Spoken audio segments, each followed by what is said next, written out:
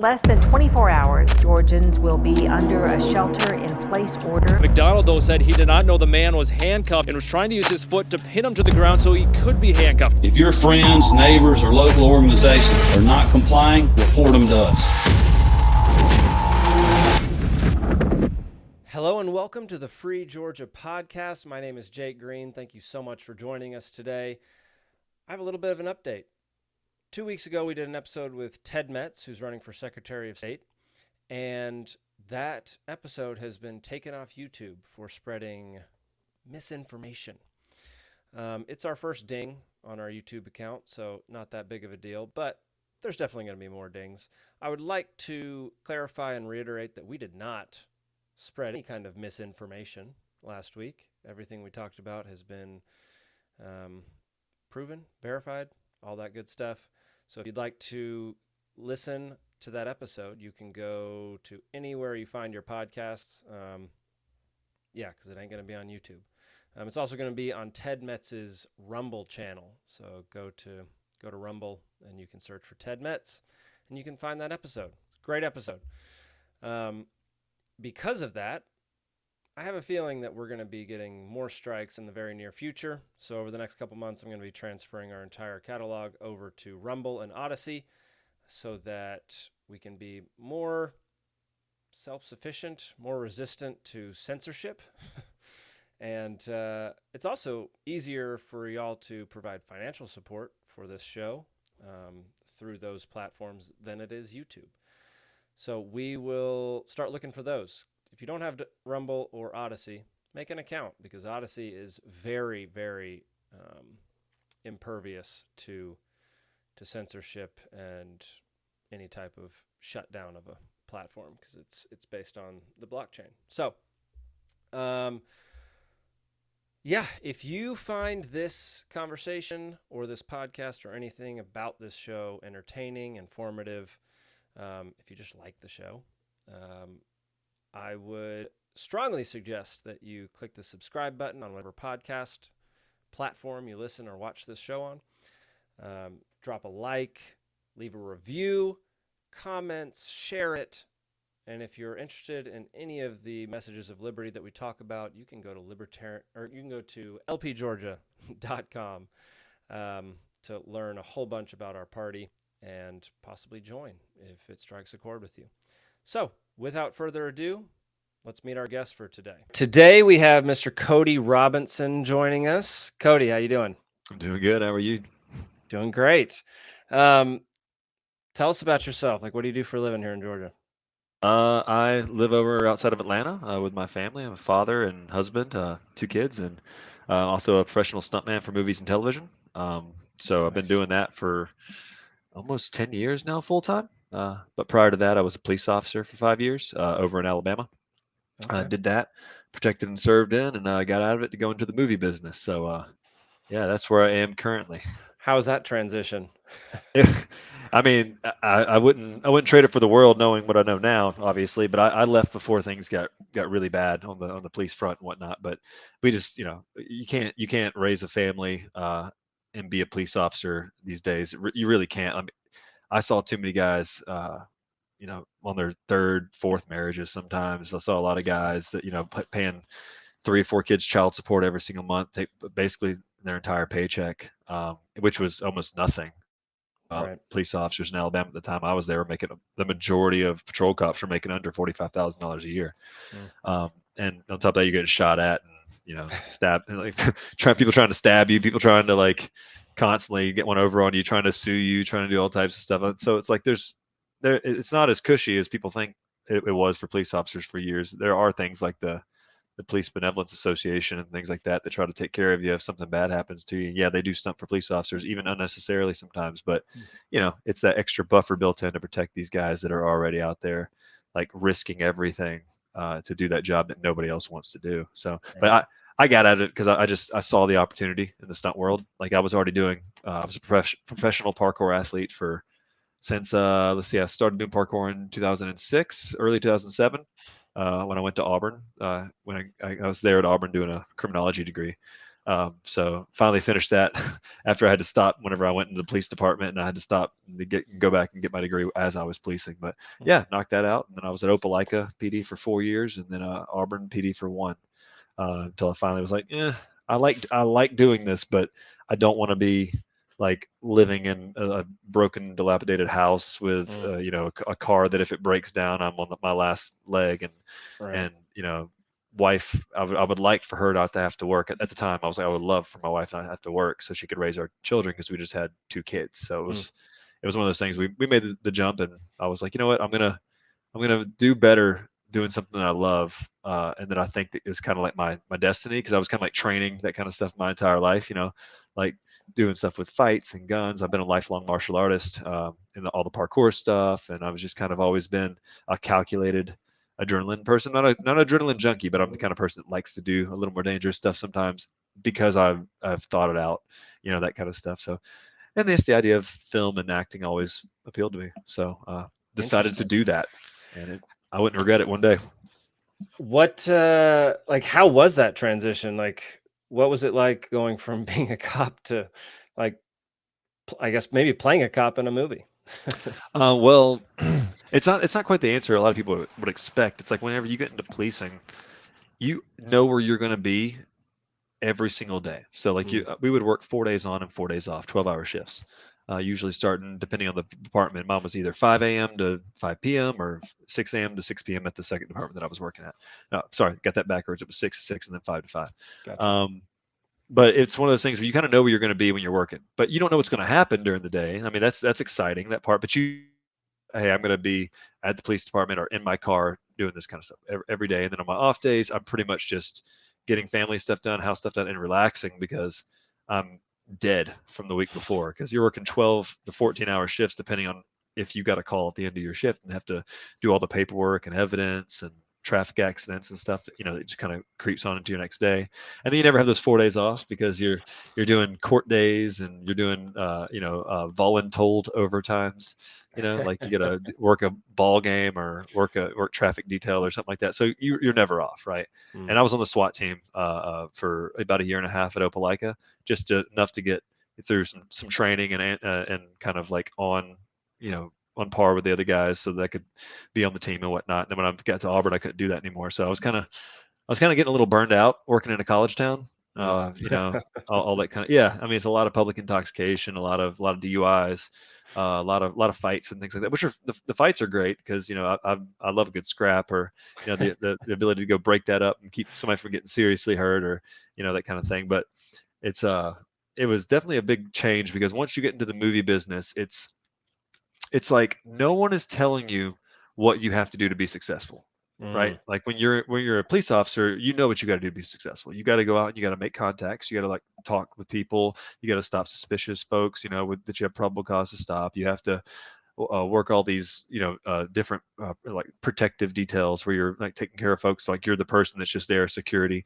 It's pretty, straightforward. And then you get in the movie business, and it's like there is no guidebook on how to do this. So you get in, and it's like, wait, how do I get a job? And like that's the first thing that nobody knows how to do. And you're like, well, you find out through other people and through just watching and observing that the way you get a job is literally just at the time before COVID, the way you get a job is like find out where the movies or the TV shows that you wanted to work on, which studios they were filming at. And then you had to either get a job as an extra or get a job as something to kind of figure out who the stunt coordinator was, or subscribe to a service that would kind of send that to you for a fee. And then either send your resume in, but even better would be to hustle them, which means just to kind of like find, which having somebody in the industry that but you have to find them and then like personally hand them their headshot and resume and kind of make that extra effort, like, hey, you're hiring, I want a job, love to work for you, here's my skill set, here's, and from there on, that's kind of how you get it going. And then you have to kind of like build your reputation, and there's a lot of politics being played constantly by other stunt people and other people in the industry. And sometimes you screw up and tick somebody off, or sometimes you didn't even do anything wrong and people just don't like you because you're directly competing with them, and people get really dirty and nasty, and you don't ever know who's on your side, and it takes a long time to kind of develop a close friend group that you can trust these people. These people are looking out for me and they want the best for me and my family. But when you first start, it's it's chaos. So it's like the opposite of being on the police department. Like police department was like, I knew who my buddies were. Like Yeah. they're my other cops that I'm working with. There's only like usually one or two that are kind of a little shifty. And you're like, that guy's gonna get arrested one day. Like that guy's gonna get fired. Like everybody kind of knows, right? And it's kind of passed along. Or people keep their eye out, kind of like, do we need to turn this guy in for whatever, whatever reason? Nothing real dirty, just kind of like, hey, this guy doesn't handle the public right, or this guy, like I don't like the way he speaks to people, and he kind of cuts corners or something like that. Like, yeah, those guys aren't going to make it. Like, it's at least at the departments I was working at. They've gone through entire regime changes ever since they get new chief of police and all that kind of stuff, and new sheriffs and whatnot. But yeah, a lot of times the people get worked out of policing. People don't realize that, especially in smaller areas, not like big cities, but I know for sure, like in small town America, where you're talking about Opelika, which was something 60 to 80,000, depending on the year you're talking about, and Auburn being kind of the same, but with a huge like student population that comes and goes. Like those cops don't last very long if they're not good. They're not good folk. So I got really, like, I had a good taste in my mouth about policing when I left it, and of course they were like, "Hey, whenever you want to come back, come back."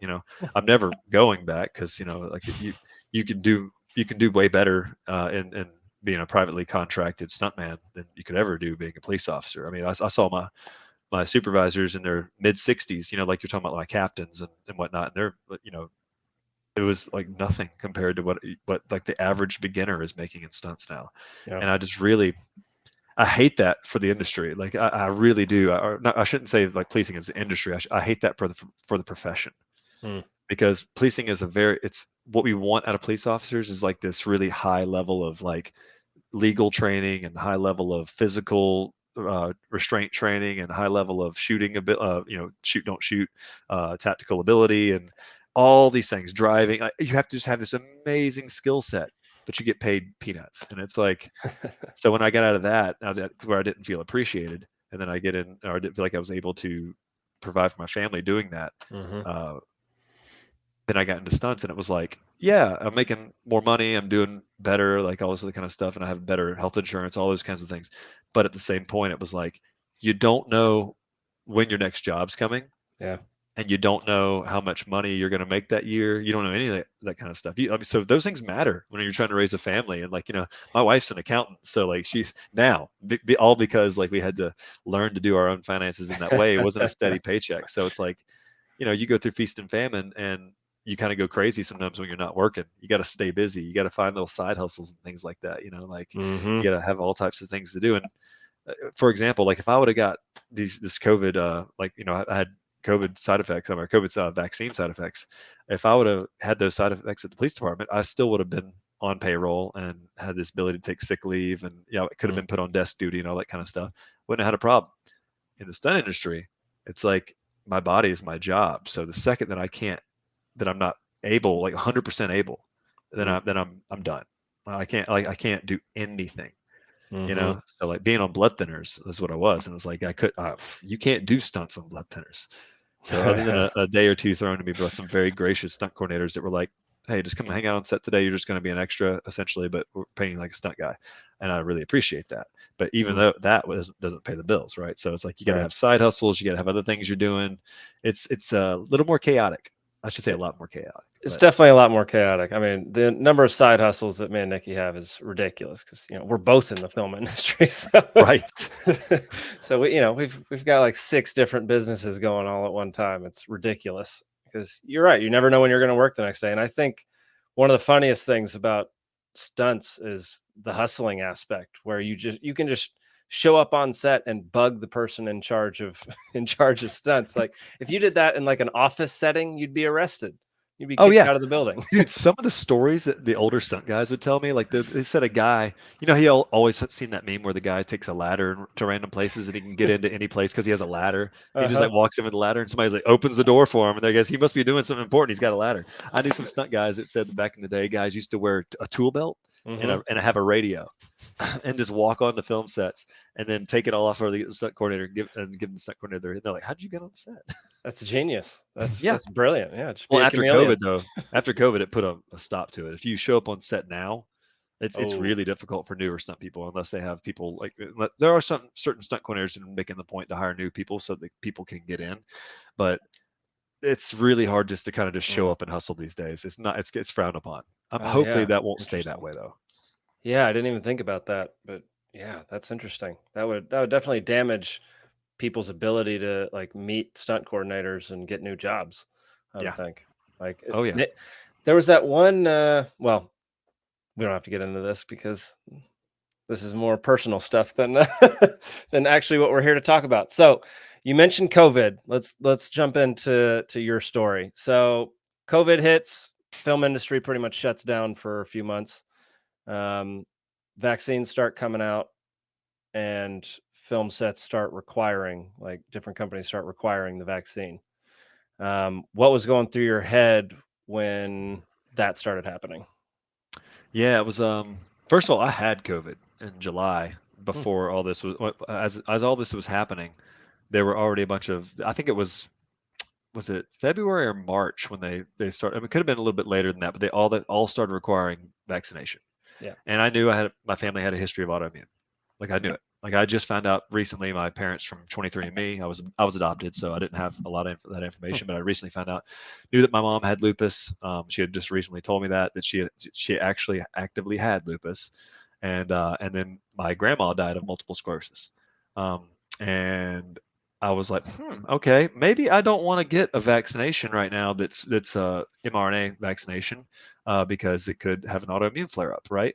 And there was a lot of misinformation about, could that give you an autoimmune disorder? And if you look at any information before COVID, they were specifically saying that vaccines could trigger autoimmune Mm. symptoms in people. But the second that the vaccinations started coming out for COVID, all that stuff was like almost impossible to find. Like you had to go super, super deep on non-Google search engines to find it. And these were not like crackpots saying this. This was like medical journals and medical establishments saying that, like, yeah, Mm. autoimmune can be triggered by this. So I was kind of in this rock and a hard place. Like, what do I do? I didn't want to take this risk, not just for the autoimmune symptoms, but like the fact that it just wasn't tested to the degree that I would be happy with, right? I wasn't anti-vax. I had just taken tuberculosis and percussion, or what is it, the Tdap Okay. vaccine. It's a Okay. typical vaccination pack that everybody takes, Hmm. every so many years. And I just came up for that a little bit prior, so I took it. Had a fever for about 2 days, and was over it. But I was like, okay. But those have been tested, vigorously for decades. The one that had taken had been on the market for like 30 years. So I was like, okay, I'm happy enough with that. Took it, because I am always at risk for tetanus because I'm always getting gashed up and cut and all that kind of stuff. So Right. but nobody requires that anymore for me as an adult. But I took it, and I was like, no problem. But I just didn't trust all the data coming out, and also I have this kind of like this, I call it the cop radar in my brain, where it goes, something's off. Like it's really weird how I can't find negative information about this at all. And if it was to be anything else, I would be able to find both sides of the story, right? Like on major. And I just saw the media, and in particular, I don't want to just point out like politics here, but I saw it was like the Democratic Party and then the media were like lockstep, and they were kind of repeating the same information over and over and over again. And then I watched as our union, the Screen Actors Guild, put out the exact guidelines that the Democratic Party would put out, not exactly what the CDC would put out, but they would, even after the CDC would pull certain recommendations or pull certain information or add more, they stayed with the same thing that the Democratic Party would say. Mm. So it was like this really weird feeling where I was like, listen, I'm not a Republican or a Democrat. Now, I have voted Republican more than I have Democrat, just in the past because of my views on government. But and so I just looked at it and I said, I don't know if I trust this, because it gives me all the like, when you go through interrogation training, you learn how to like figure out when people are lying to you. And I'm like, I'm being lied to. Like I'm not saying that I just had all these like, alarms going off in my head, and I was like, Hmm. I'm not going to do that for a while. So I didn't do it for a while, and then I went out to Oklahoma, worked on a job, and I caught COVID obviously at the airport right before I got there, because within 2 or 3 days of being there, I started having symptoms and I tested positive, and it was more than likely the Delta strain because that's what was going around like heavily at the time. And Mm. I traveled through Atlanta airport, and it's just a cesspool, because like, first of all, work. So it's like you're with all these people with this screen door in front of your mouth, calling it a mask. Like nobody has N95s and they're not properly fit. So it doesn't, an N95 properly fit might help, but it's like when it's not properly fit, or they're just down by everybody's nose, and it's like the one guy. It's just so anyway. I caught it and had it for about probably bad symptoms for about 3 to 4 days. Had to drive back from Oklahoma with it. Wow. Yeah. And in a rental car, and just feeling like garbage. And then I had to quarantine for 8 more days after that or something like that. So I think it was after 10. I think after 13 days, I'd already been symptom free for probably 5-6 days since then. And doctor said it was good to get out. All this kind of stuff. Then my wife caught it, and it was like this whole thing. So we're having to like raise our kids and do all this stuff with with COVID. Both my kids never seemed to have caught it. We tested them later, and they didn't seem to have any symptoms or caught it, which we know now that kids don't really have much problems with COVID when having it, unless they have major complicating, symptoms. But anyway, so I saw all that happened, and within 2 months, like 1 to 2 months after that happening, I started seeing it getting even worse. Like at the beginning of the year, some productions were requiring vaccinations, like Disney and Netflix were requiring it. Actually, I don't think Netflix at the time was requiring it, but they all of a sudden they did, and they sent out these like really heavy letters to everyone that that was working on productions, and they told coordinators like what they had to say, and coordinators, even if the coordinators didn't want to make people be vaccinated, they were working on this production and they needed to hire folks. So they've put out, as nicely as they could in their emails, hey, listen, this is a vaccination only show, and I understand how some of you feel about that, but I'm tied. Warner Brothers won't let me do this, or Netflix won't let me do this. And it was everybody. It was almost every production company. So I'm not singling out one particular one. They're doing what's best for their bottom line, right? Like what was happening is the insurance companies. I found out this later, so I'm not putting it all on the production companies, but the insurance companies, because of the CDC guidelines and because of the way that, and depending on their politics as well, they would go really hard on COVID, and they would say, if your entire or up to this percentage of your employees aren't vaccinated, then we're not going to provide you COVID relief insurance should your production get shut down for 2 weeks. So you're talking about like that's a huge threat. Like it's like if one person on your set in like the A zone, which is like actors and stunt people and producers, and that zone, if they catch COVID, then your production is just done for 2 weeks. Depending on production. Sometimes it'll be 10 days, sometimes it's 2 weeks, sometimes more, depending if you get another positive, and you're just bleeding hundreds of thousands of dollars every time that happens. Yeah. So you want your insurance to cover you, so you require vaccination from everybody. But nobody was taking into account all the negative things that were happening already as a result of COVID. Like, Johnson & Johnson had been pulled for, which is what I eventually took, but Johnson & Johnson had been pulled for blood clots. And then they reinstated it with false information saying that it was only pregnant women or people that were on or women that were on birth control that were at risk for blood clots, that men weren't at risk for blood clots. So I've, had, I was probably battling this for 2 to 3 weeks, right? And I went super healthy for that 2 to 3 weeks because I was like, you know what? I don't really need to have anything in my system that could, I didn't drink or anything like that. I was just trying to have nothing in my system that could exacerbate any issues with this vaccine. Because I was like, if I take this vaccine, I need to make sure that my body is healthy and ready to go. So I did. I just like as healthy as I could be.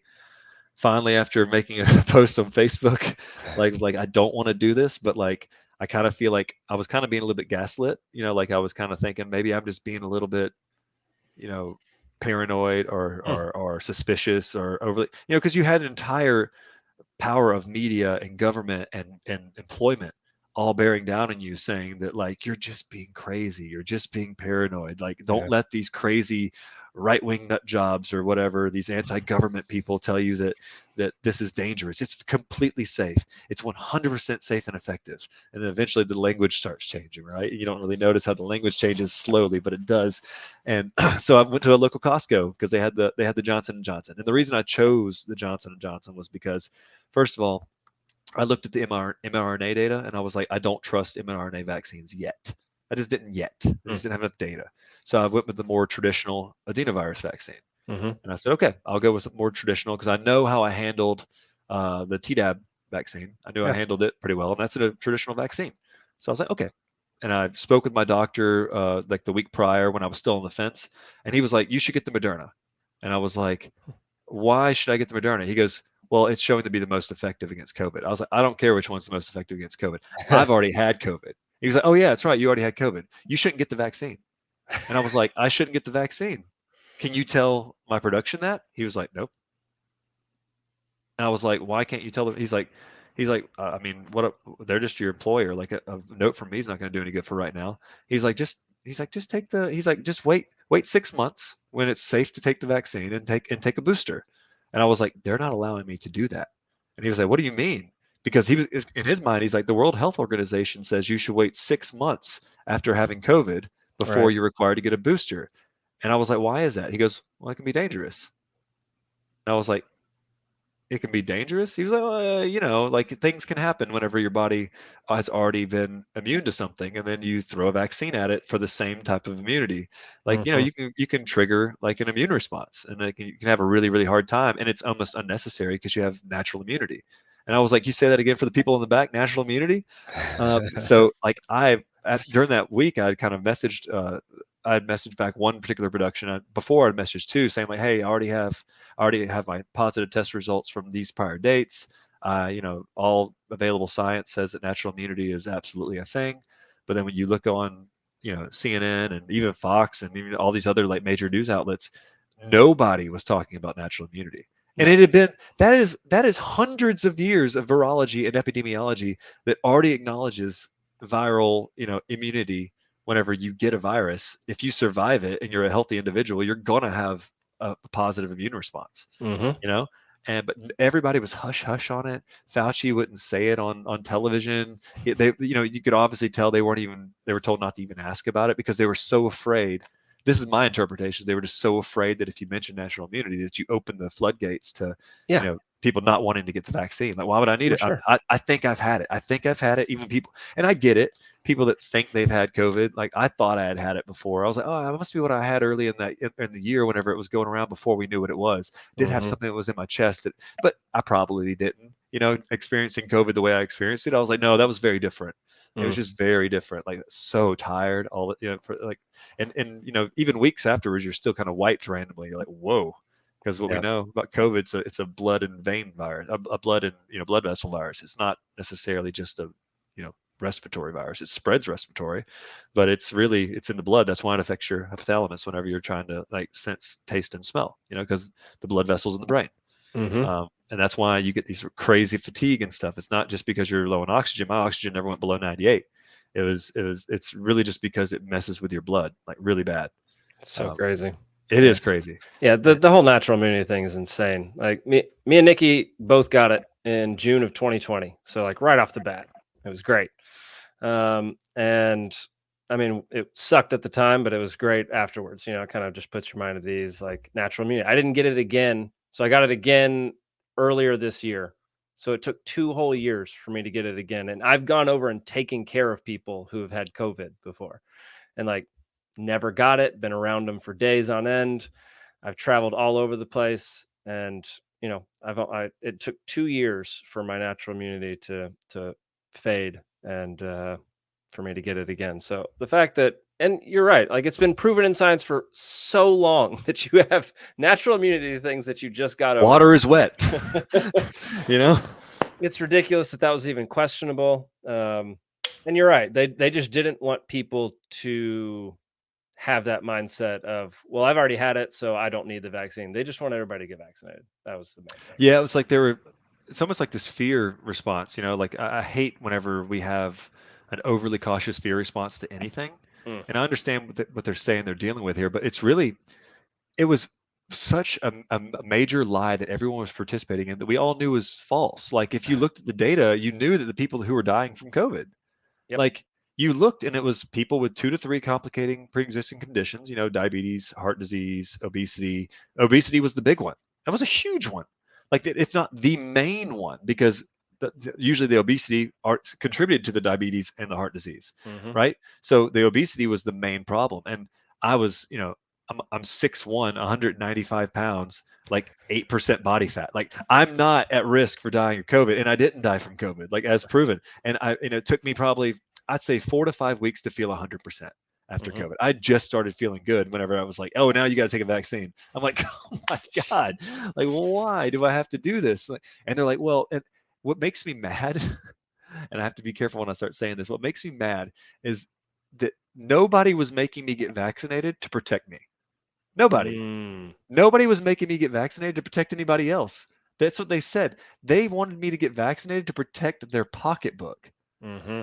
And that's like, when people talk about government exploitation and people talk about like exploitation of all these different oppressed groups, what about people that just don't like, you're just putting me at risk and putting my employment at risk because you don't want to lose money. Mm-hmm. Like that's really what it is. Like you don't have any like, and I know I shouldn't be surprised, with any type of No. corporation or anything like that. They're never going to have your best interest at heart. That's few and far between. Yeah. But what I saw was, it was really weird how people just kind of jumped in lockstep and got this really collectivist mentality all of a sudden, and would call you a bad person if you were questioning vaccination, and then you would show them, hey, listen, I would just discuss with them everything I discussed with you, and they would look at you and say, but don't you care about people? It's the And I'm most like, I frustrating do response. care about people. I'm raising 2 brand new people right now, and I, contribute to the society. I like, I'm giving to charities organizations. My church was doing, countless things in the community, and I'm Mm-hmm. like, but you're telling me that I have to take a drug or a DNA with an RNA vaccine. I got to take a DNA therapy, or with a adenovirus vaccine. I got to risk my health, literally, so this person over here, for this like weird argument that I was going to get somebody sick, when we know that if you have natural immunity, you are not going to get the virus, much less give it to someone, right? Yeah. And then it gets in this weird thing about, what about immunocompromised people? What about this and that? Yes, we can cater to those people, right? We can keep the elderly, like, we can, if you want to pay the elderly to stay at home. I'm not for like necessarily government handouts necessarily, but in a pandemic, the lowest common denominator seems care for the people that are at the highest risk, right? And if if you have so many complicating conditions, if you're an elderly person, if you have immunocompromisation, you get a note from your doctor, and you're given some type of stipend to be able to have things delivered to you, to do all of the kind of stuff for a short period of time, to handle, maybe, but not the solution should never be, hey, we're going to put all of our healthy people at risk just in case. Yeah. Like, we didn't have any data showing that healthy people were at risk or at risk to anybody else.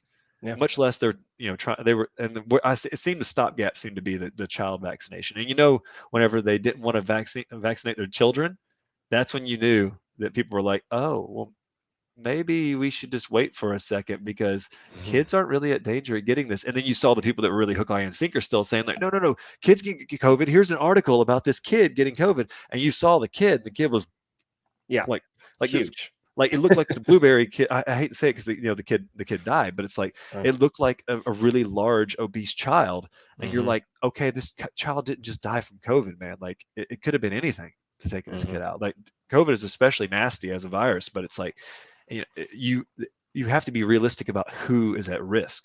Yep. And whenever you just start putting a wide blanket solution, that's that collectivist mentality that always bothers me. That everybody's just like, no, we're all taking the poison together, and you're like, no, what, since when do I have to do that? And that's where my libertarian side comes out.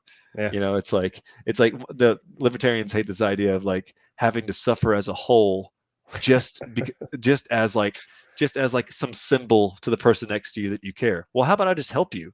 I can just help you. Like, there we go. Do you need food delivered to your house when you need this? Do you need this? That, like, we're really, like, libertarians are really big on interpersonal help, right? I'm going to help you interpersonally, as a friend or as a acquaintance or as a neighbor or as somebody in my community, like big time on community service, right?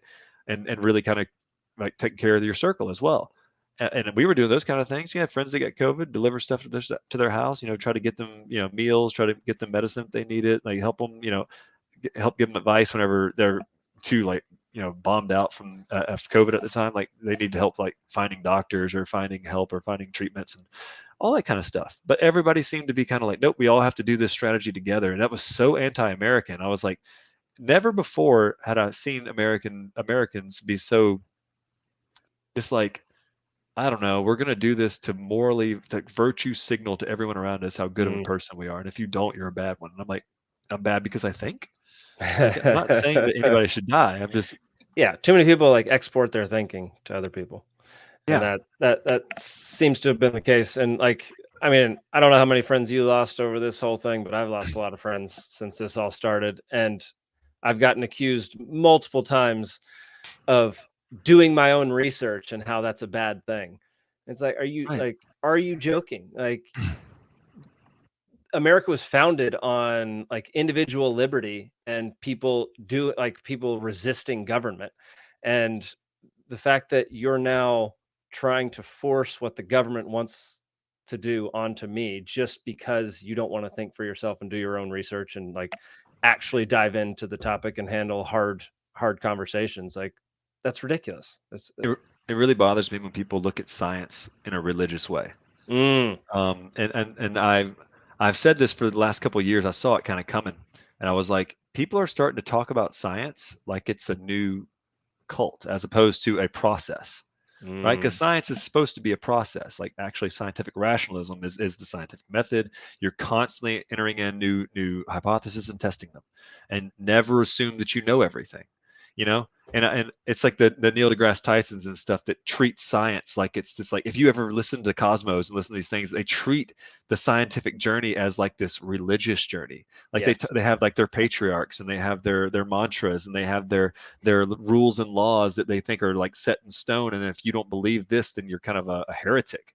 And it's like, but then you watch over the past, I don't know, 100 years, as slowly science has become, it's changed, right? The observations and tenets and like rules and laws and hypotheses have all changed over the years. And some we have learned are correct, right?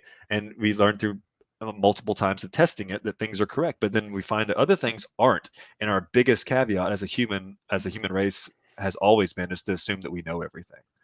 And when people start saying, like, if you don't believe this, then you don't believe in science. I'm like, well, the science on this is about yesterday old. So like this COVID stuff that you're seeing flies in the face of the last 150 years of virology. So excuse me if I'm going to need a little bit more evidence to believe you in this sense. But no, people just like, they don't think about it in that way. They really like, people are inherently religious creatures, right? Religion, what we call religion was our original science. That's what it was. Like, this thing happened. Why did it happen? That's like a very primitive way of looking at it, right? And then science was just, oh, let's experiment with it. You think people that were doing religious ceremonies weren't also experimenting? They were. They just didn't always have the correct methods and the correct ways of experimenting and figuring out, or they didn't have ways of observing all the variables. Now that we have more, equipment and experience, and we've written it all down and things like that, we have ways of like passing on the knowledge. So we're more precise with it, and we call it science. But like, it's not a coincidence that modern day Western science, what we call science now, came from Islam and Christianity and Judaism, like from the Middle East. It all came from there because those religious figures had already been training their mind to test the spirits, so to say, or to test reality and nature and learn more about it. As your first scientists were religious people. None of your first scientists were just straight up rationalists from the day they were born. They were raised in a religious structure.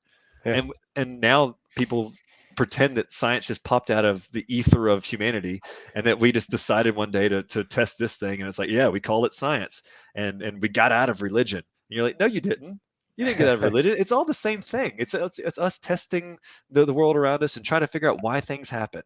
And whether you think that's a religious thing or not, but it is. But the way that you act is like the shapes of religion still. It's still religious shapes. Who did I hear say that? It was some famous psychologist that was talking about like people. No, it wasn't a psychologist, it was a theologist. Peugeot. Jonathan. He's a Canadian professor, Jonathan Peugeot, I think his name is. Okay. But he was saying that no matter what, people continue to act out religious shapes. Oh, 100%. Yeah, and that's what we did now, especially when things get scary.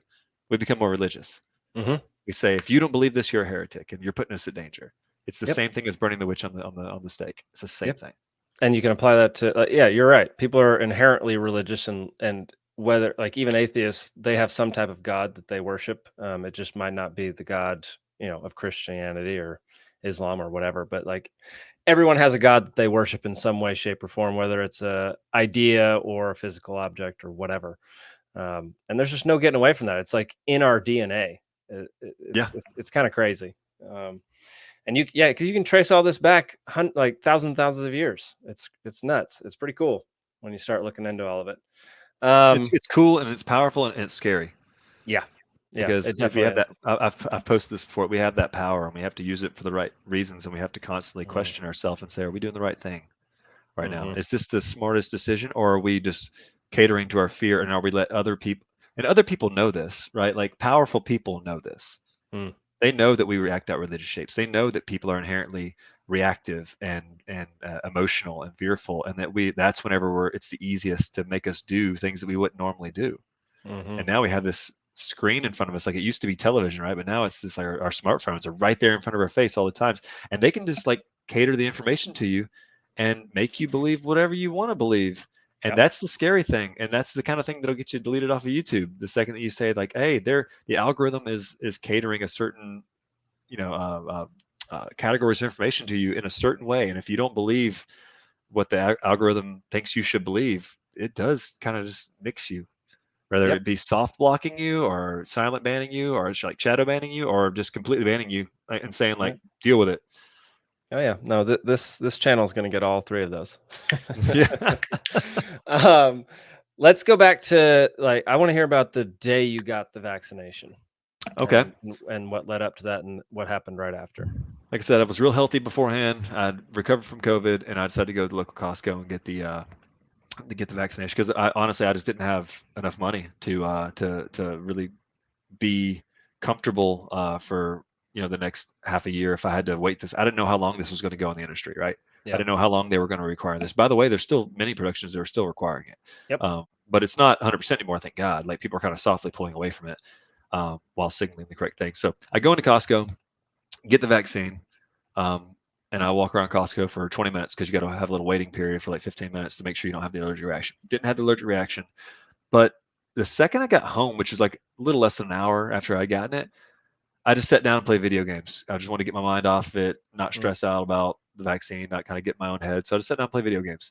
And I started having like this weird kind of like crawly feeling in my muscles. Like it was like this kind of restless crawly feeling. And it had nothing to do with video games or had nothing to do with what I was doing at the time. And I was like, this is kind of weird. But I didn't feel bad. I just felt weird.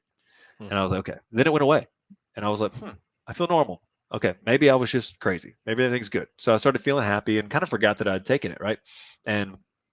But within 10 hours, it was like 8 to 10 hours. I don't remember exactly. It's like rough for me to go back and try to do a timeline because I'm like, ugh, I just don't want to think. It's like, but I take so like within 10 hours, it's like it's starting to get. It's like bedtime, right? So I'm going to bed and I'm like, okay, I'm gonna wake up in the morning. I might have a little fever, but I'll feel fine. Man, within a few hours of being in that bed, I started sweating. I was freezing. It was like the worst fever I'd ever had, but my body temperature wasn't actually high. And I was like, because my normal temperature is somewhere around like 97.8, 97.9. Like I normally have a little bit lower body temperature. Yeah. But it was like 96.9, like 90, something like, 98.9, 99, something like that, like right there. And I was like, okay, so it's not that high. And I took my blood pressure. Blood pressure seemed normal because I have like a little mobile unit that I just have because I'm, an athlete. So I was like, everything seemed okay. And I didn't test anything after that. But then it just started hitting me like a wave. And I was like, whoa, this sucks. Like I started having full on fever symptoms. Like I said, it wasn't incredibly hot. I was freezing. Like I just felt so cold. And I felt like I had centipedes in my veins. Like I felt like I had something crawling in my arms. Specifically my arms, but it was other places too. But I really felt it, especially my left arm where I had the vaccination. I had it right here in my left arm. I don't know if you know this is probably mirrored, but it was right there on my left arm, and because I had the muscle injection right there, and so it was kind of feeling hot, which is so I started looking stuff up on Google because I couldn't sleep. Right, I had woken up like feeling that way. I actually had fallen asleep before, and then I woke up feeling that way, and I couldn't get warm. I was freezing. I was just laying in the bed, just like shaking. And I'm there with my wife, and I cuddle up on her, and I'm trying to get warm with like other body heat. I could not get warm. She was like, "You're so cold," and I was like, "Yeah." And this went on until like midnight, and it was still happening. And she eventually had fallen asleep because she had to be up the next day, and with the kids and stuff. And I was just like, "Just go to sleep. It'll be fine." And so I'm laying there, and I'm just like, literally, I hate to use these words, literally shaking. I was literally shaking, but I was shaking and like just trembling the whole time. Finally, I was like, I have to get warm. So I like went to the bathroom and went to the shower, and we have like a rain shower that can kind of rain down warm water on me. And I sat down in my shower because I was too weak to stand. I was like, I couldn't stand up. Like I was walking to the shower, and the second that I got even close to the shower, I was like, oh no. And so I started like from the shower off to the side, I started Googling like, hey, is this normal and all that kind of stuff. And Google was just feeding me like everything's okay, all this is normal, this is gonna pass. And I started like detailing it on Facebook, like because I was okay as long as I wasn't standing up. Like I felt terrible and I was shaking and I had this like crazy crawling feeling in my arms and my body and a headache and just like all this weird stuff. Wait, I don't think I had a headache. I just felt really nauseous and really bad. I don't want to like misquote myself here, but so I'm there and I'm like trying to do it on Facebook, and there were literally people on my status now deleted that were saying like, "Hey, you're just being a wuss. You can do this. You can you can handle it. I got it, and I'm just fine." This is the general idea of most people that supported the vaccine. I got it, and I was fine. You know, and so I'm getting all this bad information from people. So I'm just like documenting it because I'm like, if I die tonight, because I was really feeling like I'd never felt so bad, including from COVID, in my entire life. And I've had appendicitis. I've had, some major, I've had bone breaks. I've had all types of stuff. And I've never felt this bad in my life. And with COVID being fresh on my mind 3 months prior. So I understood what crap felt like. Felt crappy, really crappy for 3 days, worse than any flu I'd had. It was worse than any flu I'd had. So I was like, this feels really bad. And everyone's just telling me it's okay, you're gonna make it, and all this other kind of stuff. And I'm just like, okay. And then like I was this way until like 4 in the morning. You have to go back and look at my Facebook post. I didn't go back and reference myself, so it's just all just raw right now. But sometime early in the morning, I was able to finally like get warm enough to where I was like this. Actually, I passed out a couple times in the shower. I passed out, came to. I didn't know if it was from exhaustion or if it was from what was happening with me. And at that point, I wasn't making good decisions because my brain was probably swelling. Like I don't know what was happening. I was probably maybe I was overheating myself and I didn't know it. I don't know. But I was passed out in the shower and I needed to go to the hospital. But I didn't. I couldn't relay that to anybody because I was just passed out naked. I didn't know what to do. Yeah. So and I wasn't thinking clearly. So I finally wake up. The water's cold. I wake up to cold water. I've like worked my way up to finally get myself out of the shower, and I wrap up in like 3 shirts and three pairs of like pants and compression and all that kind of stuff just to get myself warm. And I go back to the bed and I'm like shaking for I don't know however much time until I finally passed out in bed. And I woke up the next morning and I felt the same exact way. And I was all like super lucid all during the day. And I called my doctor's office and they told me, yeah, those are normal symptoms from the vaccination. Why don't, if you still feel this way tomorrow, give us a call. And I was like, okay. And I didn't know how to argue at that time. I'm normally a very disagreeable person where I'm just kind of like, no, like I know what I'm talking about. Something's going on. I'm just normally very forward like that. Yeah. And I was so agreeable and susceptible and powerless in the moment. I didn't know what to do. I was just like, okay, because I was just like feeling like nobody cared and that I was going to die and I didn't know what to do. And I'd never had that feeling. I've had some really, really hairy near death experiences while policing and, and also in stunts and things like that. And I'm just like, I'd never in my life felt that feeling of impending doom as much as I did in that moment. Like death was slowly coming for me. And it was like this gut feeling that, science wouldn't appreciate. Oh, you had a gut feeling that you were going to die. But I honestly felt like I had something going on and I felt like I had centipedes in my veins. And I didn't even think of like that it could be a blood clot because from everything I'd read, you couldn't feel a blood clot coming on. You could feel one that actually was there. And if you had swelling in the lower extremities and things like that, but no one tells you if you have dozens of blood clots in your body that you don't get that swelling. You just get a general swelling all over your body in different spots and you don't know the difference because it all feels like crap.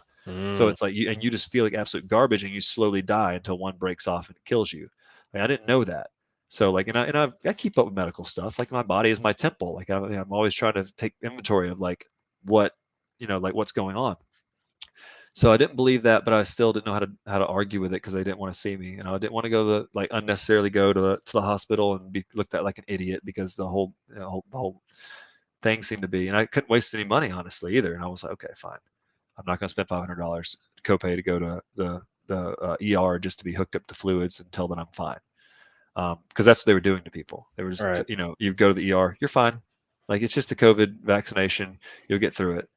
Because all the data, including what my doctor was saying, all the data doesn't say that blood thing for any man in his mid-30s. That was like something that happened to women that were on birth control. And so I was like, okay. And it went on for another night. And that night I had the most intense nightmares that I've ever had in my life. And it could have been all the subconscious stuff that was going on. It could have been my body was trying to tell me something, but I was like and I didn't tell a lot of people this, but I was having dreams that I was like, that there was a demon in the room with me, and he kept grabbing my left arm. And like, I kept feeling like it was this like, just like burning pain going through my left arm. And then I would like die in my sleep. Like then I was just like dying in the dream, and I would wake up. And this would happen over and over again, but I would never be out of my dream. It was like a Inception style dream. It was like I just kept the nightmares kept churning into a new nightmare, and it was intense. It was like a psychedelic trip, but the worst way possible. And I just kept dying. And this demon kept looking at me, and it was saying things like, "I'm in your left arm. You can't get rid of me. Like I'm in you now." And I was just like, I didn't know if it was like subconscious, right? Like I don't necessarily believe in the supernatural in that way. I just believe that your body's telling you things to try to process things that are happening in your body. Like it feels it happening. Your nervous system's going haywire, and it's like trying to say, hey, something's going on. And so finally by the third day, I call my doctor again, and I go in there, and I hate to talk like this about my doctor, but he looked at me because he knew that I was hesitant about getting the vaccine. And he goes, dude, what's going on? And I was like, I feel like absolute garbage. I was more like, I'll do the best to like interpret, kind of like show you how I was looking, but I was like this the entire time. I couldn't talk. I couldn't look. I was like, I was not myself. Like you see how I am now. I looked like I was hammered drunk. I probably looked like I was just slurring my speech. And my doctor looked at me and goes, you're probably just getting yourself all worked up over this thing because you're having some symptoms, and there can be psychosomatic symptoms involved whenever you're scared about something. And I was like, dude, I'm telling you, I've never felt this way in my life, ever. And I've had strep throat, I had COVID, I had all this other kind of stuff. And I was like trying to tell him, but it didn't come out like that. It came out very slurred and very like messed up. Right. And he goes, yeah, so what do you think's going on? I was like, can we test to see if I have blood clots or something? He's like, well, you're not at risk for blood clots. I was like, I'm telling you. And I didn't want to tell him I had a dream because he's gonna think I'm a crazy person. And I would think I was a crazy person. I was like, fair. You test me for blood clots. He was like, okay, it's probably not blood clots, but let's get you a test. And I was like, okay. He's like, tomorrow. And I was like, what? And he was like, tomorrow. And so once again, I haven't slept in so many days of out and all that kind of stuff. I'm just like, okay. And I just went to my car and just like, I'm a grown man. I was 36 years old at the time. I just bawled my eyes out in the car deliriously. I had driven myself there. And I was just like, called my wife, and I was like, I don't know what to do. She's like, go to the hospital. I was like, he tells me that there's no risk for blood clots, that I'm not at risk, that I'm just making this all up. And she was just like, well, she's like, go. And I was like, no, we'll give it one more day. And then same thing happened that night. Terrible sleep, all this crazy stuff happening. I started having this like, the one thing that did make him want to give me a blood test, he goes, well, your left arm is a little warm near the injection site and on the lower parts of it. So just to rule out a blood clot, we'll send you to get ultrasound. Next day I went to get the ultrasound. Within 15 minutes. So during the ultrasound, the technician, nice lady, was doing this, and she gets into my jugular vein. And she already was kind of giving me, I have an interrogation training, so I was like watching her. I was watching everything she was doing, like watching her facial expressions, watching the way her body moved, watching the dilation in her pupils, and I'm just like, just watching her. And then she does like my brachial artery, she did all this kind of stuff, and she's kind of changing her body language. And I've had tests before in the past, and I'm like looking at her, and then she gets to my jugular vein, and I see it. I don't know what a blood clot looks like on a ultrasound, but that was different. And I looked at her, and she looked at me, and I was like, do you need to go call my doctor? She's like, I'll be right back. And she like runs out of the room, like just short of a sprint, like runs out of the room. Within 5 minutes, she's back in that room. She goes, your doctor says get to his office right now. I was like, do I need to go to the hospital? She's like, no, he's just going to put you on blood thinners. You should be fine once you're on blood thinners. And I was like, oh crap. So do I have a blood clot? She said, I can't tell you anything. Just go to your doctor. And I was like, okay, because they can't. They're not allowed to legally to tell you anything. The technicians aren't. So I went to my doctor. Once again, grown man bawling in the doctor's office because I'm like, am I gonna die? Am my kids gonna be like fatherless? That's what scares me the most. Like, I'm not afraid of dying. I'm afraid of like my kids growing up without a dad. Like my adoptive dad grew up without a dad. Like, and I know how it affected him later in his life. And like his dad died when he was 6, and it was like, Mm. I didn't want that for my kids. And my wife had like moved from Europe for here with us to be with me, and now she's going to be by herself with her kids. And it's like all that hit me at once, and I was just like bawling in the office. Not to mention the fact that he just told me that like, yeah, we found these blood clots, and after you're on this medicine for a few days, you shouldn't be at risk for blood clots anymore. You know, you should be on it, and you shouldn't have any risk of them breaking off and going to your brain. But he's like, he sat there in his office and apologized to me. He was just like, hey man, none of the data was saying that you were supposed to have the blood clot at all. This is obviously, in my opinion, caused by the vaccine because you're a healthy dude. There's no way you could have this many. Like for, you know, and I'd already I'd had my 23andMe tested. I didn't have the heterochromosis, whatever, what's it called? The like predisposition towards blood clots. I didn't have that. You know, there's been no history in my adopted families. I asked if blood clots. Nobody had that history. So I was like, I didn't know what to do. And so they put the stuff on me. Also after that, he told me I wasn't going to be able to do stunts for 3 months at least. Jeez. So I couldn't hit the ground. I couldn't like get cut. I couldn't get bruised. You know, I couldn't take a hit, especially couldn't fall down and hit my head. So, you know, I couldn't even go out and enjoy a one-wheel ride because, you know, God forbid that you fall and hit your head and crack your skull open. So, and I loved doing that at the time. So I couldn't do it. But it was like, what was really killing me is the fact that I did this for my job so that I wouldn't be poor and have to, you know, switch jobs or something like that. Something I'd worked so hard towards, like building my career in stunts. I didn't want to quit that you know, just on a maybe. So I did this thing they told me to do. And then now I definitely can't work for 3 months. And at the time I didn't know if I was gonna be able to work after that. Like, cause you know, it's dependent on the blood clot stopping formation. So if they're still forming or if it's triggered something in my body that they're going to keep forming, we wouldn't know until after 3 months. And then now I'm like, so every now and then I have like a tingle in my arm, or I have like a kind of feeling in my neck. I'm like, oh God, is it coming back? You know, because it scares the crap out of me that like, because you know, after I had this, I'd spoken with like everybody started hearing my story around like, you know, the local area. Our kids just started going to a new school and all that kind of stuff. And 2 of the people that were on the football team, or the kids were on the football team with my son, came up to me and they said, hey, I just want to let you know that, you know, we really appreciate your story. And it's like, you come out and saying that because we, like, each of them knew a person that was once separated from them, you know, like one, like a friend of a friend that had died, like men in their 30s and one in his early 40s had died in their sleep after being vaccinated within 2 weeks. Jeez. And they were like, people need to know because it's way more dangerous than what they're making it out to be. And both of these people that died in their sleep were otherwise healthy people, didn't have any complicating conditions. So that's when I was instantly like, hey man, they're not telling us something. And that's why I was like, I'm going to make my story known, because the big taboo in the stunt industry is when you get hurt or whenever you have a health problem, you don't tell anybody, because, you know, if you do, then a stunt coordinator might be hesitant to hire you, not because they're discriminating against you, but because they want to make sure you can actually do the job. Right. And if you're not healthy, you can't do the job, you know, or be guaranteed to have whatever's thrown at you. Because the big thing about being a stunt person is you need to be able to do whatever is thrown at you in the moment. So I was scared that I wasn't going to be able to work for 3 months. And I had a few stunt coordinators, 2 specifically, that stepped up and gave me a few days here and there, but it still wouldn't pay the bills, right? So I've literally had to take to putting up Christmas lights on the side for people.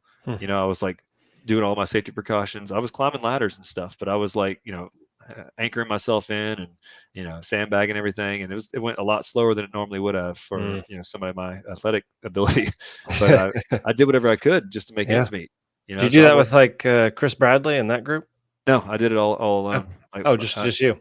Yeah, gotcha. I did. Let's see, I think I did over 60 houses in 30 days. Jeez. Yeah. So it was, you know, and people were gracious and sending my name around because they had heard of what happened to me. Because I told a few people here and there, but I really just did it as a gift to my wife at first. Like, hey, I did our Christmas lights different because I have time this year, you know, and she loved it. And one of my friends saw it and he was like, hey, you want to do ours? And I did theirs. And they started telling people in our neighborhood. And before long, I had like 15 people in the neighborhood that wanted me to do theirs. And it kept me busy. Right. But it was exhausting because I was on blood thinners the entire time. So, and it was dangerous. So I always had it in my head, if I fall in my head, like I was willing to make that risk. I would have gone out and done stuff on set if I was allowed to, like, cause I have confidence that I wouldn't hit my head or fall and do something like that, but I couldn't put anybody else in that position, like any stunt coordinator that hired me. I couldn't be like lie to them and say that, but if it's just something I'm doing on my own, I'll take that risk and do all I can to be safe. I have a rock climbing history and parkour history, so I know how to secure myself and how to keep from falling incorrectly. So I have faith in myself doing that. But it was a weird transition, man, going into Christmas, and I was on it until almost mid-January is how long I was on it till, because I think I have to look back at it again. I think it was October 16th that I got the vaccine. It's on my Facebook profile, but it was like mid-October. Yeah. And then it was like mid-January when I got off of them. So, man,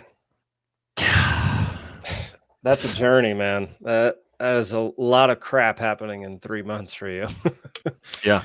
Yeah. How'd your family take it? How are you doing now? Oh man, we're doing great now. I still got autoimmune stuff going on now because of the vaccine. I got this weird redness or like flaky skin constantly that never stops. Sometimes it goes away for like a day or two and then it's right back again, and it's not any type of bacterial infection or anything like that. It's just a autoimmune something going on. My skin is reacting and my eyes get real dry and sensitive, and then like the 3 fingers in both of my hands, I get real bad, like almost like arthritis and tightness in my hands really bad now, that I did not have whatsoever prior to the vaccine. I mean, I was a parkour athlete. I worked with weapons all the time. I was shooting. I was working with swords and bow staff and, tumbling and, boxing. And like, I used my hands all the time. Never had an issue. Never had any pain in my hands whatsoever unless I had an acute injury. Right. And, but now this is 24/7 all the time now. I'm dealing with it. It's like, I'm used to being like in pain just in terms of acute injuries. So this is just a chronic thing that's happening, but it takes forever to get into a rheumatologist. I've already had ortho tell me that my hands aren't as a result of any type of injury. So I've got to go to rheumatologist. Family's doing good. I actually tested positive again for COVID like last month, but I didn't have any symptoms. It was just when I went on a show and I PCR'd positive, and but it was weird because I had a negative PCR at the doctor before I went because I was exposed to somebody that had COVID. I was supposed to go to this job, so just to be safe and ethical, I went before I even went up there because I knew they were gonna have to pay me for travel if I went up there. Yeah. So I didn't want to do that. I was like, hey, I'm just gonna test and see, so I'm not wasting anybody's time. And I showed the coordinator or the guy that hired me. I was like, here's my negative test that I was exposed to somebody, just so you know, but here's my negative test. He's like, come up. Came up, got tested there, tested positive. Wow. No symptoms. And I'm like, all right, well, I guess I'll go back. So I went back and lost that job. But within, I don't know, 5 weeks after that, I tested negative again, obviously, when I went to a different job, and it was all good. But wife had never caught COVID after that. Kids never caught COVID, but they've been doing good. And it was really kind of it put me in a dark place for a long time, even though I should just be grateful that I'm alive. And I am grateful that I'm alive, but it kind of has its echoes a lot of times through insecurities and just like it throws a monkey wrench in your day to day, constantly. But I will say this, I think it strengthened us as a family. Like it provided a lot of stress. And of course you've had our moments as family where we're all like having stress and fear induced, but overall, I think that it really kind of, my kids grew up a little too fast after that. When you almost lose a parent, it changes you. And we don't shelter our kids when it comes to the world or bad things that happen, or we don't candy, sugarcoat anything. And whenever this stuff happened to me, we told them what happened, and we told them like what our plan was, and we have to have faith that these things are going to be okay. And then when we didn't know if things were going to be okay, we just tell them we don't know. But one thing's for sure, that you guys are going to be okay. Got a lot of family and friends around you. They're going to be here for you, and Dad's going to work his hardest to make sure he's here for you. And now I think that they've fully, I don't think they have negative effects from any of this stuff as of now. But I think it brought us closer together as a family, because they were kind of forced to appreciate what you have, because you really don't appreciate what you have until it's almost gone, or it is gone. And luckily it didn't come to is gone. But so many people have had the same thing happen. So many people, and it's not talked about at all. I've had so many people contact me, hit me up, say, hey, I didn't want to say anything because I was afraid of being called a crazy person, or maybe they were a smoker or something like that, and they thought that maybe their blood clots were caused by smoking. They don't know. but like they're like, I didn't know if it was the vaccine, but now looking back on it, I really think it was. And I was like, people have had issues and people have just died in their sleep, like especially like middle-aged men in their prime. And then you look at all these articles from the soccer athletes all the time. Yep. And there's been a jump in athlete deaths, a huge jump in athlete deaths. There's been a huge jump in deaths, and it's not attributed to COVID anymore. And people say, well, it's long COVID. No, not really. It's because you keep vaccinating and boosting, and unnecessarily. And I'm not saying that vaccines don't have their place. They do. I told my mom. My mom's in her 70s. She's had a triple bypass heart surgery in the past. Years prior to this, she was at high risk if she got COVID. I told her to get the Moderna. She got the Moderna and she got boosted. She never caught COVID. It was great for her. She did awesome. And she had no side effects because she didn't have antibodies for COVID in her system. It's not that I don't want anybody to get it's not that I don't want anybody not to get vaccinated, or I want everybody to get vaccinated. It's like you should make that decision like consciously and intelligently and with your doctor and maybe a second doctor, because we pretend that doctors are like the priests of our scientific religion, that like we pretend like they know everything, and it's like they're just one person that went to medical school and has a specialty in something. It's like that doesn't mean that they're right about everything. Like that's why if you ask two different doctors the same question, they're going to give you a different opinion a lot of the times. Yeah, because they're just a person dealing with the information they have, and that's not talking bad about doctors. Just like any lawyer can't give you the same answer for any type of legal thing. They interpret it differently.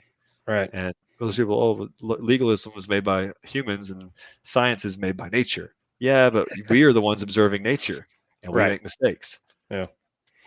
It's definitely interesting, man. Like a lot of it has to do with the whole collectivist mindset. Like if you, there's something about it that when you go against the grain in the collective, that is this really scary prospect for a lot of people.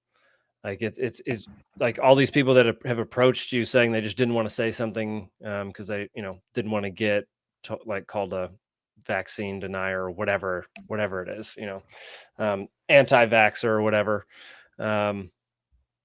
It's the whole collectivism mindset where if you go against the grain, then you're no longer part of the team.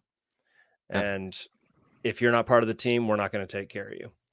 And that's a huge problem. And that's one of the biggest things that the Libertarian Party is here to try to fix. And that's what we preach, is individual rights and doing things on an individual basis so that everybody's taken care of in the way that they see fit and the people around them see fit, without demonizing people who think differently.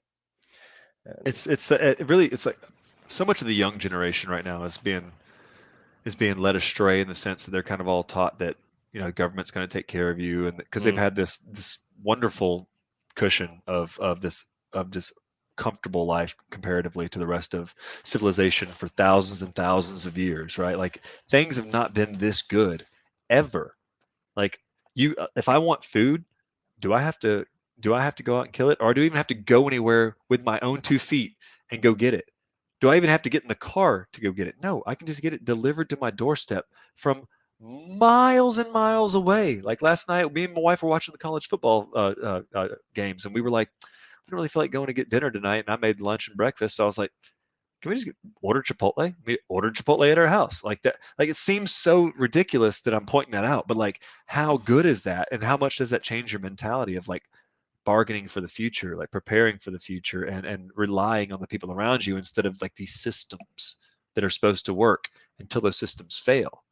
Like we saw systems fail after COVID, right? We saw like entire like businesses go under, and like people have to figure out new ways of doing things. And some of that can be, transformative, right? And we figure out a more efficient way. And some of our old ways of doing things were terrible, right? But like sometimes people relied so much on those systems that they forget how to do for themselves. And it's and you see all these young kids that are kind of getting this idea that that collectivism is okay, and that like everyone is on the same team. You're like, wait a minute, who's everyone? Like I'm not saying that we should other people. We absolutely shouldn't. But like you should be accountable with your own actions, your own thoughts, your own like abilities to the people around you that in your circle that you care about and care about you. And we have so many people now that think of the world like it's one big club, or think of the world like it's one big like family. And we forget that just, World War One and Two, we were slaughtering each other by the hundreds of thousands, millions of dead. Like, and we forget that in Maoist China and in Soviet Russia, that you have over 80 million people, like unaccounted people for, because they didn't want to go with the herd mentality. Like, you can never get rid of individualistic thinking because we are wired that way, because it is really the correct way to view the universe, and to view the human world in my sense, because the idea of the kind of like Western thought has kind of come to the culmination of has been like, carry your load as heavy a load as you can personally and individually, so that you become stronger and can take care of those people around you. But when you constantly rely on the other people only, then it becomes like everybody does less. Everybody just does less. Yep. And it's like, no, do as much as you can. And if you do as much as you can, and that guy does as much as you can, and guess what? The person that can't do for themselves, the people that can do as much as they can have plenty of energy to provide for those people, because it's not like we have just a resource of energy and it gets drained. It's like energy is multiplicative. It's like when we start acting more during the day, when we start getting up and, like, I don't know, making your bed in the morning like military does, or like getting up and immediately making breakfast and drinking a big glass of water and getting and doing something active, the rest of your day is so much easier. But the second that you wake up, the first thing you do, and I'm guilty, the second that you wake up, the first thing you do is like scroll Instagram or play a video game or just have your coffee and don't do anything else. Then you just become this lazy pile of garbage that everything becomes so difficult, and everything just becomes like, I can't do this thing today. And it's like, you can do that thing. And I have to constantly teach my children that too, because they're just bombarded with dopamine every single day, videos and games and like awesome music and their Amazon Echo Dot and all that kind of stuff. It's like everything. We had to take the dots out of the room because we originally just had them there for audiobooks and music. But like my son would leave it going all night, and I would put free time on, so he was supposed to be able to like stop at a certain time. Well, Amazon they don't like honor that. And like, sometimes those settings just don't work. And I'm a tech guy, and I'm like, why, if I put 10 p.m. on my son's thing, is it still playing at 1 a.m.? It shouldn't be doing that. And the answer is, I don't know what they're teaching my kids. So I was like, it's out, and I don't like my kid having that constant dopamine rush anyway. Go read a book, it's like that kind of stuff. So we just don't get it that like people are going to do less if that's the norm. Like the norm should never be do less. And I think a lot of people just feel sorry for people, and they think that you shouldn't expect anything out of anybody. No, you should expect a certain level out of people, a certain level of effort. I'm not saying you have to like be the best that you can be all the time. I'm guilty. I can't do that, but doesn't mean the ideal should go away. Doesn't mean we should just get rid of like what we're aiming for. The new thought with the new generation, and I sound like an old man when I say this. I got gray in my beard saying this, but I'm only 37 years old, soon to be 38. I'm like, wait, am I almost soon to be 38? I always have to think about that. Maybe I'm 37. I don't know. I think I'm about to turn 37. I never remember my age. I was born in 1985, so do the math, in October. So, it's like after you're 35, you just don't remember how old you are anymore. Yep. Yeah. I agree. I barely have ever remembered it. It's like, it's not to my benefit to remember this anymore. Nothing good happens after 30. It's fine. But like you're just like, these kids don't get it. The fact that like it really does matter that you have a goal, that you have an ideal, that you have an expectation. And it's like these people think you just throw the baby out with the bathwater. That like, oh, we don't agree with these religious tenets of Christianity, or we don't agree with this and that, or so we're just going to just pretend that none of that's good. You're like, hold on to the good stuff, like the stuff that makes you a better person, and examine why it makes you a better person, and try to figure out how you can either analog that or just take that directly. But like, it just gets so irritating when people decide that like, oh no, the best way for my life is to follow the crowd, do what the government tells me to do, and just like be comfortable and just push my pleasure button all day. Feed me memes, feed me videos, feed me video games. It's like, ugh, it gets so, I just don't understand how we're not getting tired of that already. I agree. Like, I've been there. I've been addicted to video games and all that kind of stuff. It's like come on, man. Like we gotta. It's got to be something different. But like I only know that because I grew up without that stuff at first. And Yeah. I wonder, when you're hardwired that way, you do it from an early age, what's going to happen? Because we're already seeing how fast trends move now, like and how quickly things go, and like how quickly everybody jumped on the Black Lives Matter bandwagon without even thinking about, hey, what is this organization that I'm supporting? Before being like, why? Like, I understand why you're supporting them. Like, Yeah. we all agree with the sentiment of like, yeah, Black Lives Matter. But like, and I also understand why I get upset when people say all lives matter. I understand that.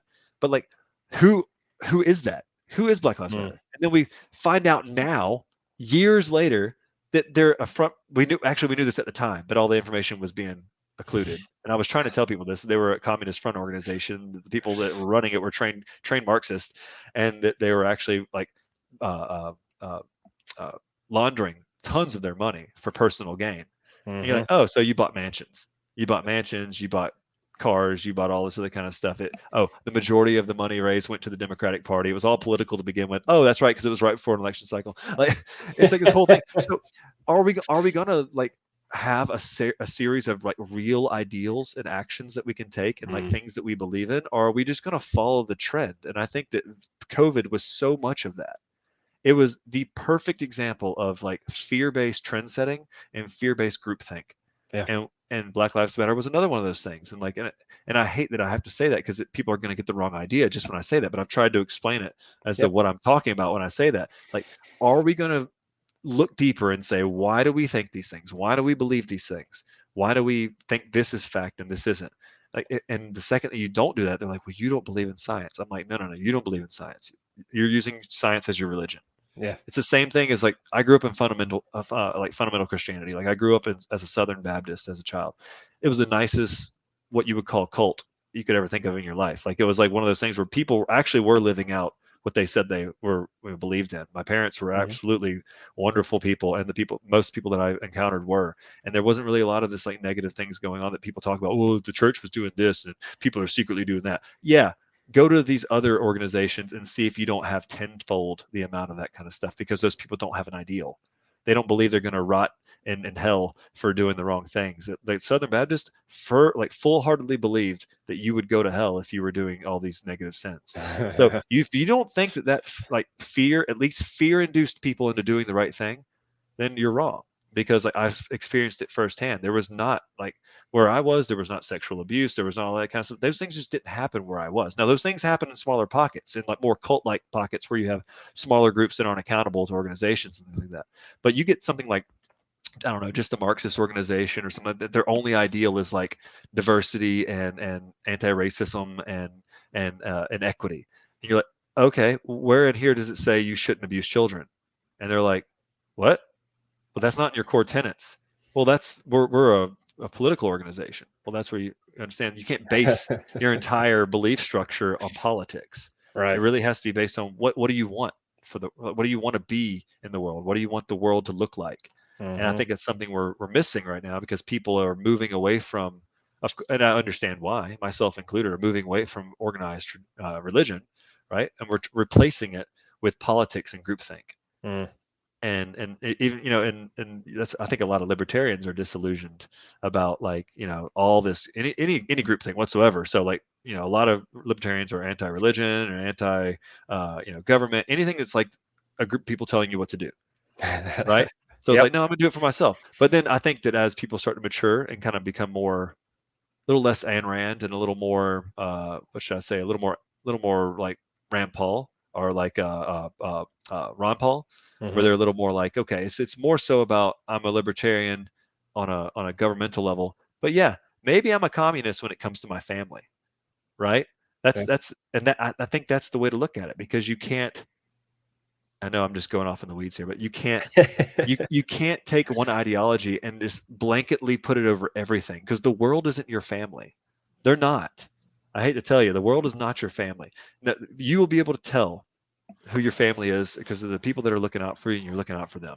But that's just in terms of like who you share with.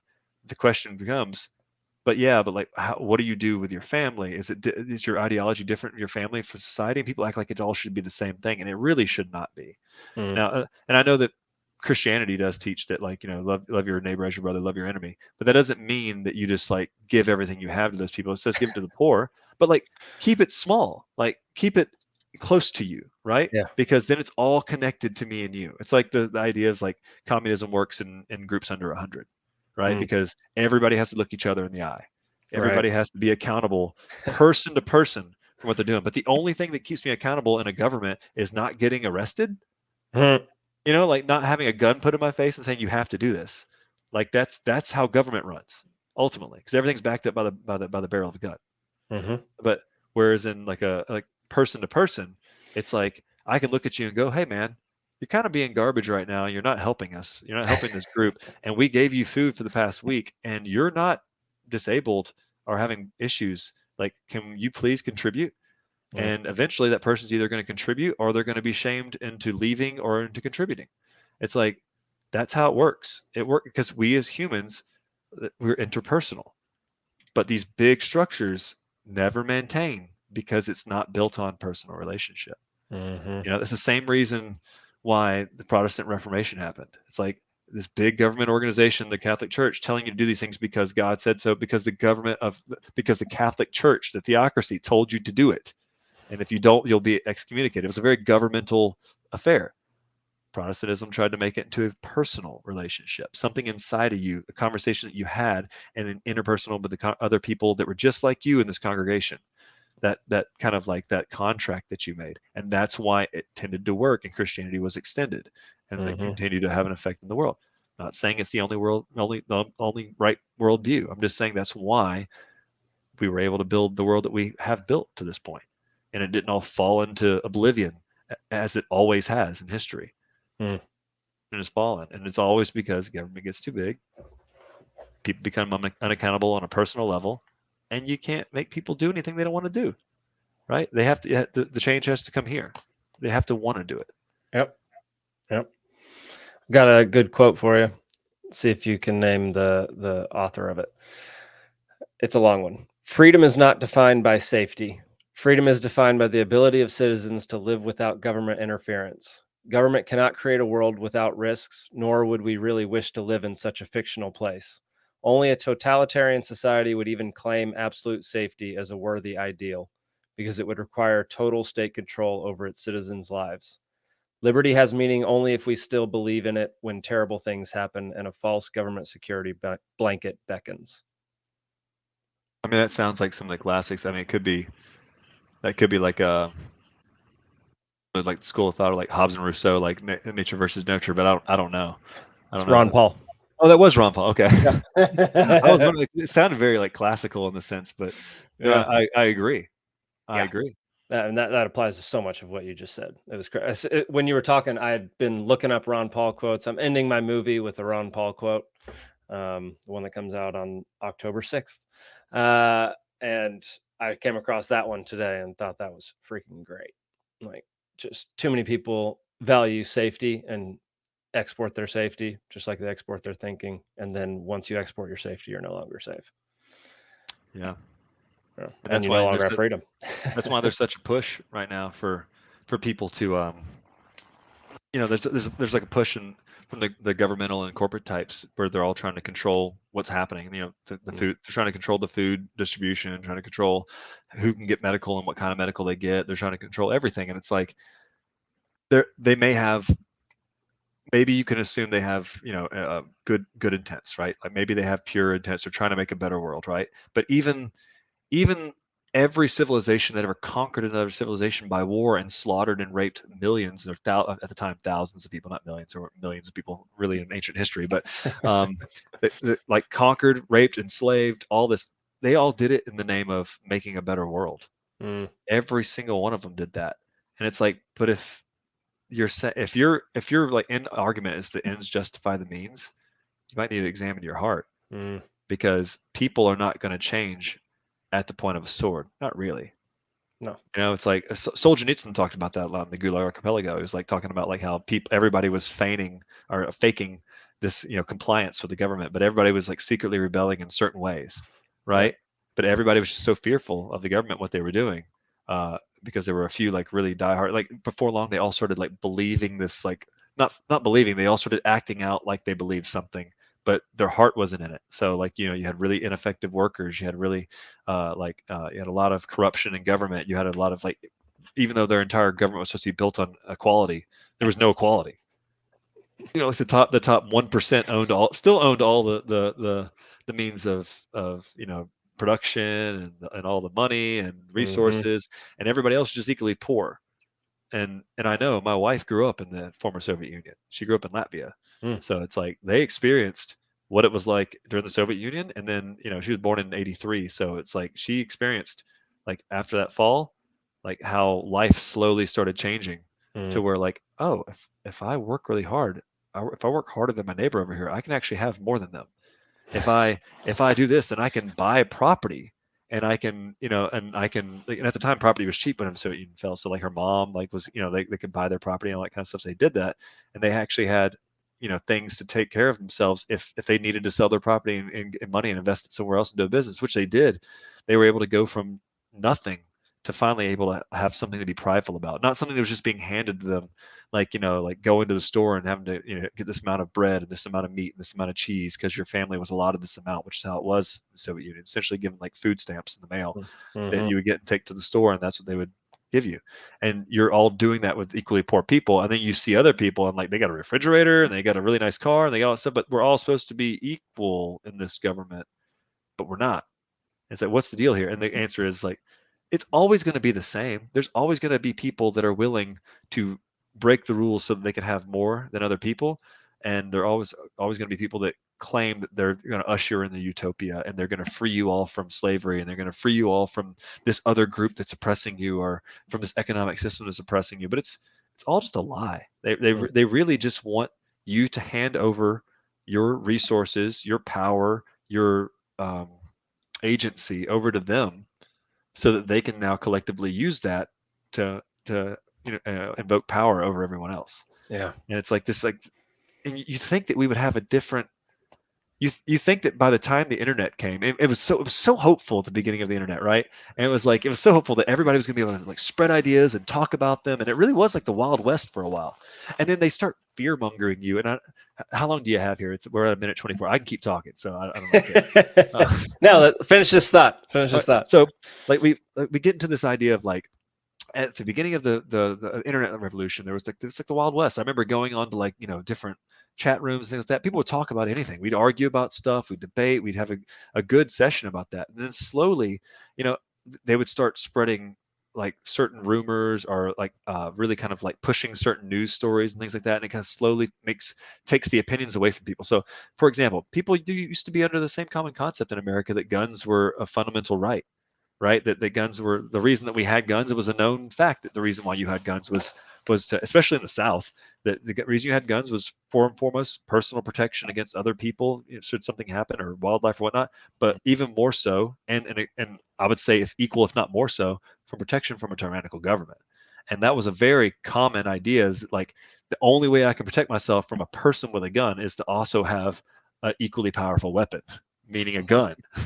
Or you know what I mean, like something that I can use just as quickly and just as dangerously, and it wasn't looked at as something negative, right? But then you slowly watch how they start really kind of like, and school shootings were a thing before Columbine. They were, but it was when Columbine started all these different things. They started like really highlighting these school shootings and really highlighting every single shooting that you saw, and then faking all this information about and like cherry picking their information. Me as a criminologist, I was absolutely appalled by the way like Vox and all these different companies were using criminology and criminal justice statistics from the FBI, like using all these crime the crime reports, how they were like cherry picking the data and then redefining mass shooting and all this kind of stuff, when they were just including all the shootings that were happening gang related in New York City and Chicago and all these other places and applying it blanketly to the rest of the United States and be like, this is why we don't need guns. And you're like, oh, by the way, all those guns were mostly handguns. But they want to ban AR-15s and all this kind of stuff. So we used to think that these were like fundamental rights, and then they slowly, through the media and through the stuff and through making people want to feel like they're the good ones. They're not the people that are like they want the best for society. They're not like savages like those other, like the Gauls were to the Romans and things like that. Like the government's like the Romans now, and and all the people that don't agree are the barbarians, right? It's the same idea. It's like the even in ancient Crusader Christianity, it's like we're going to Christianize these. That was a fly on my head. We're going to Christianize these other barbarian nations. They don't believe the same thing we believe, so we got to make them right. You know what I mean?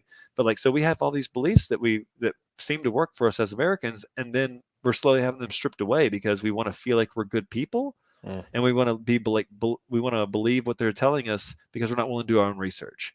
And so like gun rights are one. This whole idea about vaccines being like us knowing what we're supposed to do as vaccines being stripped away from us, and like slowly the information changing, even though like they're having some pretty significant kickback from real doctors and real research scientists, and even people going undercover, like Project Veritas. And I know that's a huge like faux pas to say, like, oh, I can't talk about Project Veritas. Why not? Their interviews are real, and those are real people from those companies that are saying like, hey, what we're doing is kind of garbage and what we're doing is kind of fake, and laughing about it. Yep. And it's like people say, oh, well, people wouldn't do that. Yes, they would. If you line somebody's pocketbook enough to make them comfortable, they will do anything you want them to. The majority of people fall on the very side of agreeableness. They want to do whatever is convenient, expedient, and easy. And if you just give somebody enough money to live, a contract to live for the next 15 years, and make them fib, they will do it. They will 100% do it. And it's so naive to think that we aren't having our information and our stuff like change basis and slowly kind of going into a different way. This is the right way to do things now. Like, how long did we believe that women weren't making as much as men by doing the same jobs? Like, how long did we believe that? I didn't, because I was like, wait a minute. No, that's not been my experience. Like, when I was working at the police department, the girls were making the same as the guys, more sometimes, because they needed women, so they offered them more. So it's like, and I understand that was policing, but I was like, I don't know if that's true. So I just didn't believe it, right? So but I saw dozens of my own friends on Facebook and all that kind of stuff screaming to the rooftops about how women were oppressed in this country and all this kind of stuff. And it makes me sound like some type of men's rights advocate. I'm not. I'm at all. I'm just like, dude, just be a realist about this. Like, my wife is so much smarter than me when it comes to working with numbers and accounting and stuff like that. I just don't think, but we're not equally yoked in that way. But like, I am physically more explosive and powerful than her and whatnot. And I love this type of philosophy and psychology. She hates that kind of stuff. So everybody's just different, right? But there are some like things that we can compare and say, okay, we're different in these ways, but what ways are we the same? And the ways that we're different, are we really different in those ways? Or are you just cherry picking data to make somebody mad? And when you look at the data and things came back years later, only because the right-wing media came back and like made it their mission to right that wrong. And some people are saying they're just being apologists, but they're not. Like, women are making more than men are comparatively in the same job fields up until they have children. So what we're saying is that women are going to have to choose, or we're going to have to pay women more, even though they're not going to be able to do the same amount of work while they're, in the young times of childhood. But so you're basically saying that you should just give women more money. It's like, and you're also saying that they should also not get married, because the typical thing would be, if you're married and you and your husband are equally yoked and you both have like a job and are contributing to the marriage financially, then the woman should be able to go and raise her child and have maternity leave. But no, you're not. It's not going to be the same. You're both. One of you is, if not both, are going to have to take on the primary responsibility for the children. Like, whenever I was early being a police officer, my wife was the primary caretaker for the kids. Right? She actually ended up quitting her job to take care of the kids. Now she's taking her CPA exams. She is in the books 24/7. She's getting her master's degree in accounting and working. And I'm doing stunts, but like, stunts is like one of those things that's a couple days here, a couple days there. I'm cooking, I'm cleaning, I'm doing laundry, I take the kids to and from. I'm the primary caretaker. I'm okay with doing that, because this is like a loving agreement in our family, that we're looking out for each other, right? It has nothing to do with being a man or a woman. Like, I understand tradition. I understand that. It's a conversation we should have, but it's like, we just lied to women and told them, you're being excluded from society, or you're being unequally paid for doing the same jobs. And you weren't. Like, you really weren't. There were reasons behind that. And so the reasons behind that should be like, okay, maybe you're not going to be able to have a kid and be a CEO of a company when your kid's from 0 to 5 years old. Maybe you're going to have to be able to, or you're going to have to be able to afford a full-time caretaker. So, but that's just part of life, adapting. And yeah, maybe there's sometimes we need to change a system. Maybe some things need to be changed, but you don't start with resentment. You don't start with anger and pointing the finger at a group and saying those men over there are just being given things and they shouldn't have them. And I was like, man, it still feels like every new topic is all built on resentment. It's all built on like, I'm just angry and it provides a hole. Black Lives Matter, same thing. Police shootings weren't happening because cops were hunting black people in the streets. They weren't. Like me as a criminologist, I could sit here down for hours and tell you why they're happening. As a former police officer, it's because of the climate and the community. It's the tradition of the culture, the climate and the community, the larger amount of crime in those areas, and the over policing of those areas as a result of higher crime rates, and the request of the communities to be in those areas. So it's like, and you also see as Black Lives Matter got like more and more influential, and this narrative about police violence became more influential, you saw more and more black people, whenever they're being pulled over by the cops, being confrontational.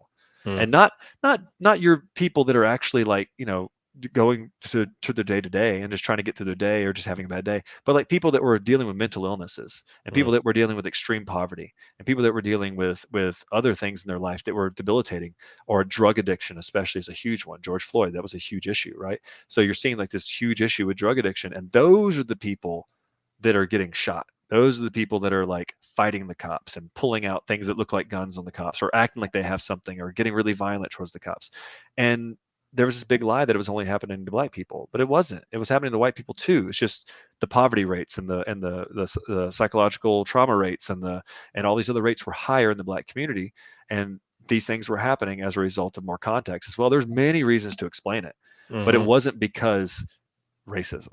It really wasn't. And if you're going to talk about systemic racism and how they've like restructured what that means, then you can get to kind of to the same place. Like I've had so many conversations with black right advocates and things like that, talking about how these situations can be quelled and fixed. And many people really want to fix them, but the media was not going towards actually fixing anything.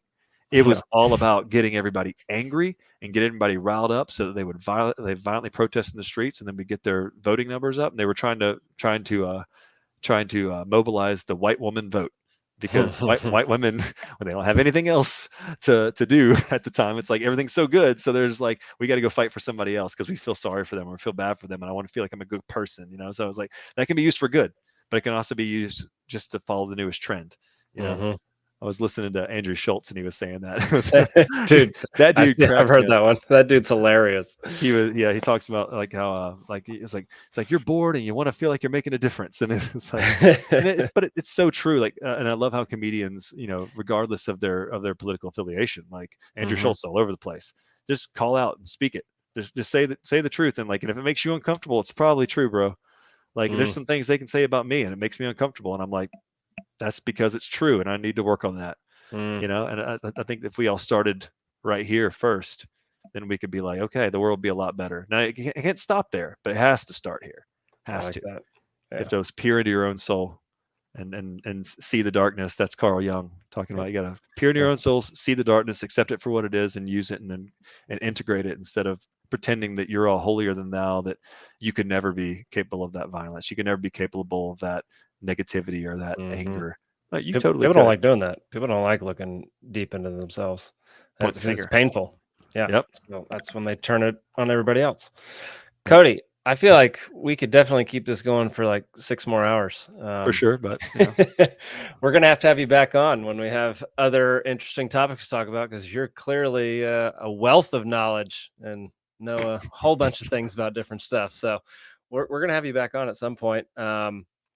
What would you tell, let's just end on this. What would you tell someone who is wanting to look into new ideas and change their mind about things, but they don't know how, or they're scared to?